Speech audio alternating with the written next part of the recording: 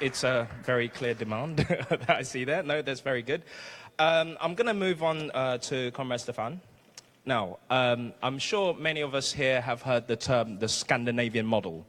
And the Scandinavian model, the world throughout has been seen as a good thing, a very good thing, a thing that we look up to. Now, as a society that has achieved a high level of freedom, high level of justice, high level of solidarity with all levels of society, firstly, you and your party is having a fight to defend freedom, justice and solidarity.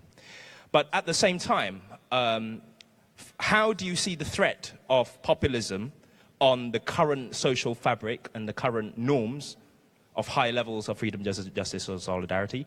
And how do you stop it from growing?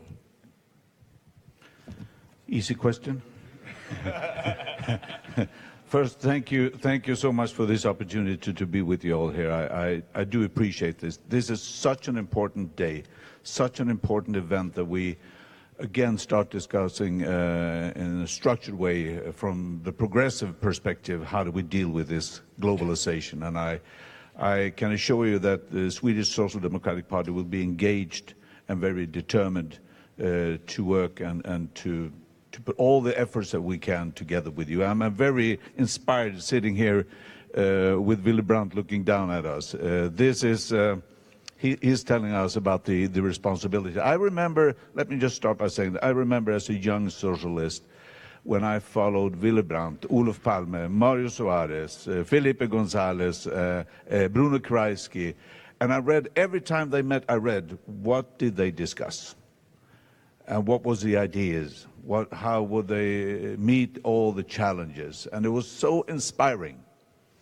And we need that today as well, because we all know that globalization is here to stay, and it will challenge us from different perspectives, because it means change. We know one thing, and that is the future will look different from today. That we know. Now, the question is it a risky future? Is it positive? Or is it dangerous? And what we've seen so far for too many people is, yes, they regard it as dangerous because they haven't got the control of this future. But since we know it will change, it's our duty to make sure that we can control that change. We are shaping the future. We cannot be afraid of the future. So with populists, they offer fear and hatred towards one another. We offer something else. We offer equality, solidarity, and real freedom, controlling. But that means that we have to act on a local level, within our countries, at the national level, at the European level. We work together in the EU, but also at the global level. How do we change this scenario from a threat to a positive future? And that is why, I mean, the bottom line is we have to make sure that we develop a global economy that benefits all, not just a few. Yesterday we heard a figure, 8 people owns as much as half of the poorest population in the world. 8 people own as much as half of the poorest population in the world. It says something. And of course, in that scenario, people start to wonder, is this for me? That is why we have to change this and working within our nations, but also globally. For example, one thing of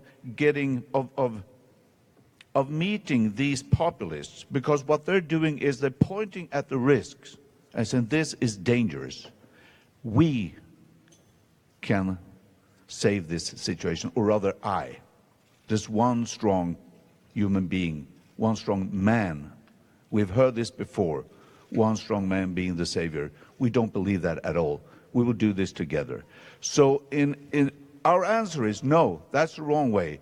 But what we have to do is, for example, make sure that people all over the world are provided with jobs, social security, and decent work. How do we make sure that people all around the world have decent jobs?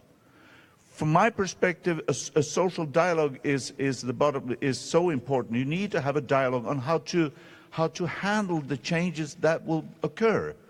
How can you get retrained if you're unemployed? What's your financial security if you're unemployed or if you're sick?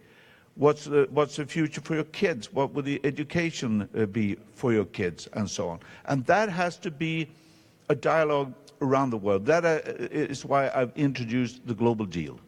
The global deal is a dialogue, because I know from my perspective, the dialogue, the social dialogue, was one of the foundations for the Swedish society. Sweden was one of the poorest countries in the world in the late 1800s, early 1900s. One of the poorest countries in Europe. Now, perhaps one of the richest in the world. And with all our problems, perhaps one of the most equal. How did that happen?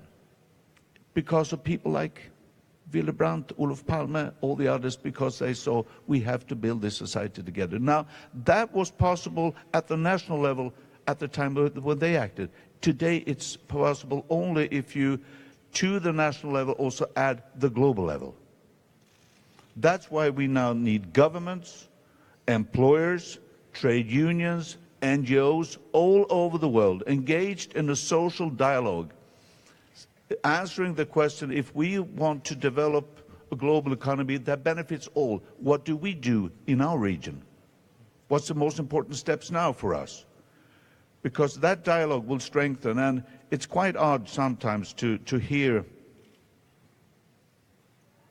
sometimes, I mean, the employers and big companies, enterprises, fighting against employees. To me, it's simple. It's the individuals, it's the people, it's the employees. They are making the difference, not the politicians, not the CEOs. It's the people, the women and men that go to work every day. They are producing the wealth. And that means that we have to respect them, show them the respect they earn, respect them, decent jobs, health and safety, co-determination, because if they are treated better, they will be more productive. It'll be better for the company. And when companies are better, the society are better, as long as we can also make sure that we distribute the wealth in a better way. But it takes a social dialogue. So my answer, this was a very long answer, I understand. but my point is, populists, the common factor for populists is fear and it's hatred. Fear and hatred. That's not the answer for the future. But we have to formulate our answer. It's something else. It's doing things together. We do this together. You're not alone. I'm a Tottenham fan, but I do appreciate Liverpool's slogan, "You never walk alone." So if we can establish that, you never walk alone, we do this together, then we know this future is ours to shape. And I think dialogue